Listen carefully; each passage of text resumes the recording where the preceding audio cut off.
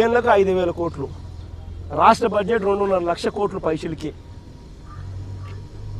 2.5 లక్షల కోట్లు పైచిలకు రాష్ట్ర బడ్జెట్ ఉన్న రాష్ట్రంలో 1,000 కోట్ల రూపాయలు ప్రతి సంవత్సరం పెట్టలేరా అని అడుగుతా ఉన్నా.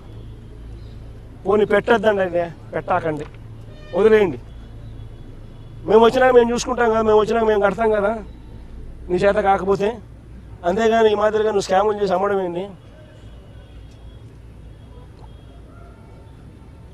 ఇది చంద్రబాబు నాయుడు గారికి గట్టిగా తగిలేట్టుగా గవర్నర్ గారికి దృష్టికి కూడా తీసుకొని పోయేట్టుగా చెప్పినాం. మీకు చేయడం ఇష్టం లేకపోతే, మీకు డబ్బులు ఖర్చు పెట్టడం ఇష్టం లేకపోతే వదిలేయండి. మేము వచ్చిన తర్వాత మేము ఖర్చు చేస్తాం, మేము పూర్తి చేస్తాం. మా క్రెడిట్ వస్తుందేమో అని చెప్పి నువ్వు ఆత్రపడి క్రెడిట్ రాకూడదు అని చెప్పి పేదలకు నష్టం చేస్తూ ఒకవైపున కాలేజీలన్నీ కూడా కట్టకుండా వదిలేసి రెండో వైపున కాలేజీలన్నీ స్కాములు చేస్తూ అమ్మేస్తూ ఉన్నాం. రేపు పొద్దున ఈ కాలేజీలు, ఈ 17 మెడికల్ కాలేజీలు భవిష్యత్ కాలంలో ఈ 17 మెడికల్ కాలేజీలే 1,00,000 కోట్లు పైసలు కాస్ట్ అవుతుంది. కొన్ని కోట్ల మందికి ఉచిత వైద్యం ఇస్తూ,